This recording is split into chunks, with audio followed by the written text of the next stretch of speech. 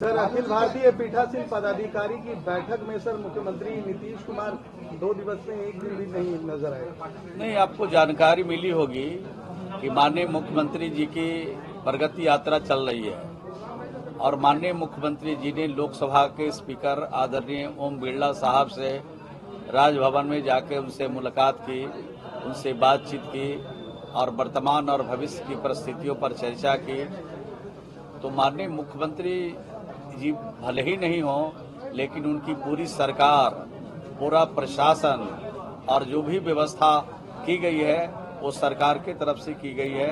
और जितने भी पीठासीन पदाधिकारी अनेक राज्यों से आए हैं उनको हर प्रकार की सुविधा, हर प्रकार का सम्मान देने का काम यहाँ पर किया गया है, उसमें कोई दिक्कत नहीं है। सर, तेजस्वी लालू यादव आजकल देखा जा रहा है कि पहले नीतीश जी को दरवाजा खोलने की बात की है, फिर अब पारस जी को ले रहे हैं और अब मांझी जी की तरफ डोरा डाला जा रहा है। नहीं, उनके दरवाजे में कोई दम ही नहीं है, खुले या बंद रहे। बिहार की जनता का जो सम्मान करेगा, जो उनके हिसाब से उनके विकास के लिए, तरक्की के लिए काम करेगा, जो राज्य में अमन और शांति का काम करता है, उसके पक्ष में जनता रहती है। नीतीश कुमार जी के 19 साल के शासन में कोई घर नहीं, कोई बिरादरी नहीं, कोई गांव नहीं, कोई टोला नहीं, कोई मजहब नहीं बचा है जिसका सम्मान सिर्फ नहीं बल्कि उनके आगे बढ़ाने के लिए हम लोगों ने बिहार में अनेक कदम उठाए हैं। हर घर में नल का पानी पहुंचाया।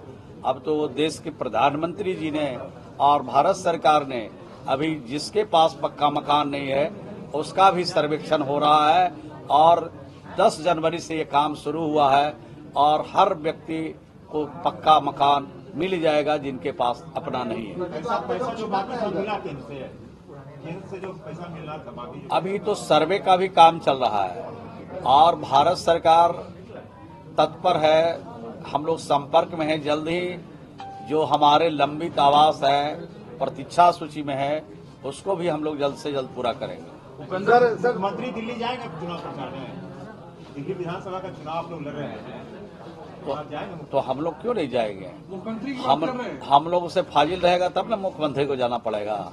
हम ही लोग जा रहे हैं, हम ही लोग कमान वहाँ संभाल रहे हैं। उनके निर्देश और उनका जो सोच है, विजन है, लोगों तक पहुँचाएंगे तो चुनाव में हम लोग जाएंगे। और बीजेपी नहीं मांग रही है कि नीतीश जी को वहाँ प्रचार करने के लिए बीजेपी ने कोई प्रस्ताव भेजा है?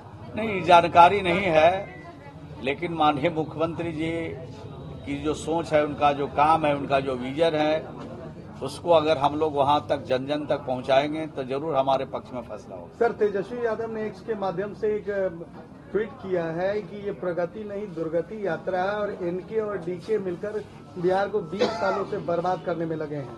देखिए, तो जनता से पूछने का सवाल है कि बिहार की प्रगति यात्रा है या दुर्गति यात्रा है। अगर 19 वर्षों में जो प्रगति हुई है, आज शान के साथ देश के किसी हिस्से में बिहार का आदमी सीना तान करके बिहारी कहता है। लेकिन उनके माता पिता का जो 15 साल का शासन था, एक बिहारी भी बिहारी कहने के लिए बिहार से बाहर तैयार नहीं था और कहता था तो दहने बाएं ताक के कहता था। इतना भय का माहौल पूरे देश में बना हुआ था बिहारियों के साथ। तो आज तो बिहारी कहलाना स्वाभिमान का विषय है, अपमान का विषय को समाप्ति करने का काम बिहार की सरकार और बिहार के मुख्यमंत्री नीतीश कुमार जी ने किया है।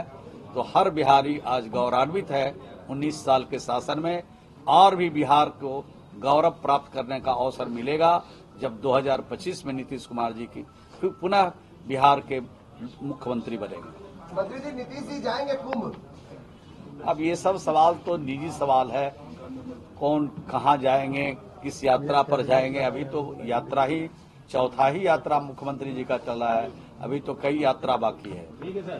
सर, योगी कैबिनेट आज महाकुंभ के दौरान ही लग रही है। अब तो सरकार का अपना अपना काम होता है, सरकार का अपना दायित्व होता है। सरकार अपने नियम और कानून के हिसाब से सरकार चलती है। तो वहाँ क्या हो रहा है उतनी जानकारी हम लोग को नहीं है, लेकिन कैबिनेट करना ये मुख्यमंत्री जी का विशेषाधिकार है। वहाँ की सरकार को काम करने के लिए अगर कुछ कमी है तो कैबिनेट से योजना, कैबिनेट से प्रस्ताव पारित करके उसको राज्य में लागू की जाती है। सर, उपेंद्र कुशवाहा और वशिष्ठ नारायण सिंह जो उससे ही बात कर लीजिएगा, हमको इस तरह विशेष जानकारी नहीं है। धन्यवाद। ठीक है, धन्यवाद सर।